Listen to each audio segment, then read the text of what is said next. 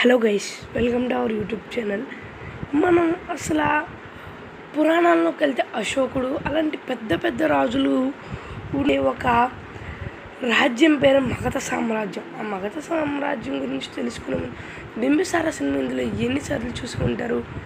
ఆ బింబిసారుడు ఎవరు, అసలు తను ఎలా చనిపోయాడు, తను ఎలా తన సొంత కొడుకుతోనే తను మోసపోయాడు, అసలు తను అంతటి పెద్ద వీరుడిని ఎలా చనిపోయాడు, ఇలాంటి చాలా విషయాలు అయితే మనమైతే ఈ వీడియోలో తెలుసుకుందాం. Okay guys, let's begin our video. అసలు మగధ సామ్రాజ్యం బింబిసారుడు 6th సెంచరీ మగధ సామ్రాజ్యానికి బాటియా, తన తండ్రి పేరు బాటియా. తన కొడుకే బింబిసారుడు. తనకి 15 సంవత్సరాలు ఉన్నప్పుడే తను రాజ్యాన్ని తీసుకున్నాడు. తను ఏం చేద్దాం అనుకున్నాడంటే, తను రాజ్యాన్ని అంతా ఎక్స్పాండ్ చేద్దాం అనుకున్నాడు. అంటే తన రాజ్యాన్ని తీసుకొని వెళ్ళి భారతదేశం మొత్తం అంతా తను కంట్రోల్ చేద్దాం అనుకున్నాడు, మన భాషలో చెప్పాలంటే. అండ్ నెక్స్ట్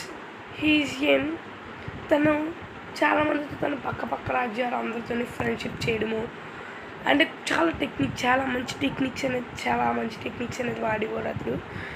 అందులో కొన్ని టాపిక్స్ గురించి తెలుసుకుందాం. తను ఫస్ట్గా పక్క వాళ్ళతో ఫ్రెండ్షిప్ చేసుకునేవాడు.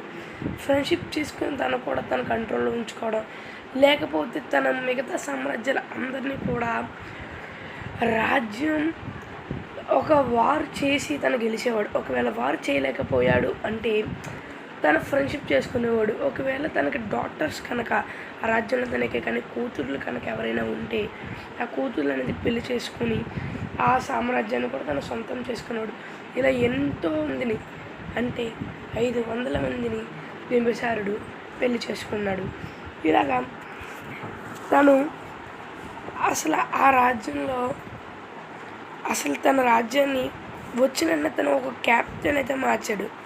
అసలు అప్పుడు దాకా ఉన్న క్యాప్టెన్ ఎందుకు తను మార్చాడు అంటే, ఆ క్యాపిటల్ ఏంటి? రాజ్గిర్. ఆ రాజ్గిర్ని ఎందుకు మార్చారు అంటే, అది 5 మౌంటైన్స్ మధ్యలో ఉంటుంది. ఎందుకంటే అప్పట్లో పక్క రాజ్యాలందరినీ వచ్చేసి ఈజీగా మధ్యలో ఉండుంటే ఈజీగా అటాక్ చేయొచ్చు, కానీ కొండల మధ్యలో ఉంటే ఎన్నో జీవరాశుల మధ్యలో ఉంటాయి కాబట్టి అవన్నీ దాటుకొని రావడం చాలా కష్టం. తను చాలా తెలివిగా ఈ పనిని చేశాడని మనం చెప్పుకోవాలి.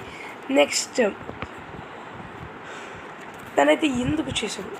నెక్స్ట్ మనం ఆల్రెడీ ముందే తెలుసుకున్నాం కదా, తనైతే అన్ని రాజ్యాలు కూడా గెలుచుకుందాము అని అనుకున్నాడు. అందులో తను ఫస్ట్ చేసిన పని ఏంటంటే అంగా కింగ్డమ్ని తను ఫస్ట్ ఓన్ చేసుకుందాము అనుకున్నాడంటే, తను చిన్నప్పుడు తన తండ్రి గారిని అవమానించాడు కాబట్టి తనను ఫస్ట్ సామ్రాజ్యం ఎంచుకొని తనని కుప్ప కూల్చి ఇలా చిత్తుగా ఓడించి తన ఆ సామ్రాజ్యాన్ని ఉంచుకున్నాడు. అలాగ చిన్నగా ప్రతిదీ అలా కాశీ నుంచి చాలా వరకు అఖండ భారతదేశం వరకు చాలా రాజ్యాన్ని అయితే తను సొంతం చేసుకున్నాడు. కానీ తనైతే రాజ్యంలో చాలా అన్ని మతాలని కూడా నమ్మేవాడు. తను అసలు అంగానే ఎందుకు సెకండరీ పాయింట్, అంగానే తను ఎందుకు సెలెక్ట్ చేసుకున్నారంటే, అంగా అంటే మనకి ఇప్పుడు చెప్పాలంటే వెస్ట్ బెంగాల్ని ఎందుకంటే కరెక్ట్గా మన కోస్టల్ ఏరియాలో ఉంటుంది. అంటే అక్కడ షిప్స్లోంచి వాటర్లోంచి వచ్చే సరుకునంతా చాలా ఈజీగా తనైతే ఎక్స్ప్లోర్ చేయొచ్చు. అండ్ ఆల్సో నెక్స్ట్ తను ఇలా చాలా సామ్రాజ్యాన్ని తెలుసుకున్నాడు. అండ్ నెక్స్ట్ కోసల సామ్రాజ్యాన్ని తను సొంతం చేసుకున్నాడు. తను కోసల సామ్రాజ్యం గురించి తను చాలా రాజ్యాన్ని తను సాధించాడని చెప్పుకున్నాం. కోసల గురించి ఎందుకు నేను చెప్తున్నానంటే, కోసల సామ్రాజ్యం అనేది ఒక మంచి పెద్ద రాజ్యం. ఇది బింబిసారుడు ఏంటి ఇప్పుడు మెల్లగా పైకి వస్తూ ఉన్న సామ్రాజ్యం.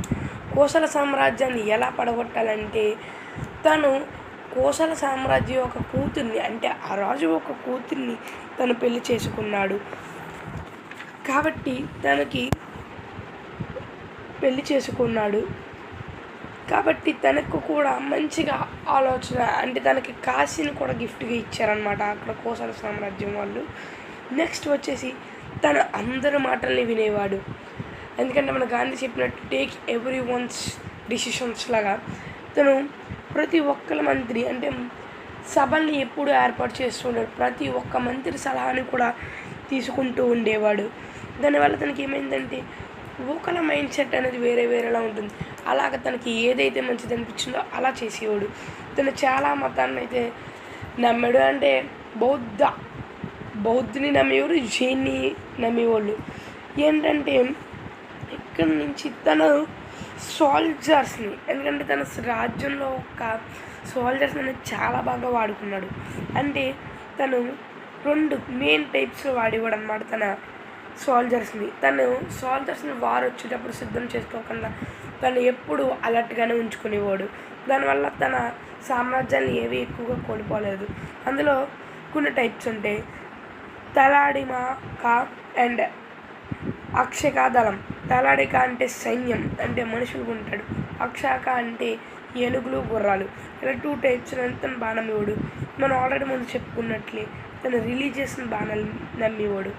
అందులో ఫస్ట్ అసలు తను ఎలా చనిపోయాడు ఇప్పుడు టాపిక్ వచ్చేసి. అసలు అంత పెద్ద ఇప్పుడు దాకా విన్న తర్వాత అసలు ఏంటి తను ఎంత పెద్ద మంచి సామ్రాజ్యాన్ని ఎలగొలికాక తను ఎలా చనిపోయాడు అన్నది మనం అయితే ఈరోజు చేద్దాం. తన కొడుకు అజాతశత్రువు వల్ల తను చనిపోయాడు అని చెప్పాలి. కాదు, అజాతశత్రువు యొక్క బెస్ట్ ఫ్రెండ్ దేవదత్తుడు. దేవదత్తుడు ఎవరు అంటే మనకి గౌతమ బుద్ధుడి యొక్క రిలేటివ్ కూడా అవుతాడు తనకి ఒక వరుసకి.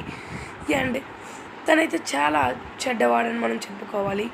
దేవదత్తుడు ఈమెను తనలో ఉసుగొల్పేవాడంటే మీ నాన్నను చంపేయచ్చు కదా, నీ సామ్రాజ్యం అంతా మగధ సామ్రాజ్యం దాదాపు అఖండ భారతదేశం అంతా కూడా నీ చేతుల్లోనే ఉంది, చంపేయవచ్చు కదా అని చెప్పి తనను ఉసుగొల్పేవాడు. దానివల్ల తనకి సామ్రాజ్యం దొరకగానే వాళ్ళ నాన్నను జైల్లో వేయించాడు. ఇక్కడ మనకి ఇందులో కూడా తను ఎలా చనిపోయాడో తెలియదు, కానీ నేనైతే 2 బుక్స్ రిఫర్ చేస్తున్నాను. ఎందుకంటే ఇక్కడ బుద్ధుడు యొక్క రాసిన పుస్తకాల ప్రకారం ఏమున్నది అంటే అలా తను జైల్లో వేసిన తర్వాత తన కొడుకే తనని ఆత్మహత్య చేయించేసి చంపేశాడు అని చెప్పేశాడు. జైల్లోనే తను చంపేశాడు అని చాలా వరకు. కానీ వెన్ ఇట్ కమ్ టు జైన మతంలో తనే చనిపోయాడు అంటే ఎంత అవమానం తర్వాత తనే చనిపోయాడు. ఇందులో మీరైతే ఏమనుకుంటున్నారో కింద అయితే కామెంట్ చేయండి. దాని ఇందాకలా మనం తెలుసుకున్నట్టే ద కంట్రీ మొత్తం దాదాపు దేశం మొత్తం ఫస్ట్ రూల్ చేసిన ఫస్ట్ కింగ్ ఎవరైనా ఉన్నాడంటే బింబిసారుడు. మీరు ఈ వీడియో వాళ్ళు ఏమైనా తెలుసుకుంటే మన వీడియోని ఫాలో అవుతూ ఉండండి. నెక్స్ట్ టైం మేబీ మీకు కనబడకపోవచ్చు. Okay, bye.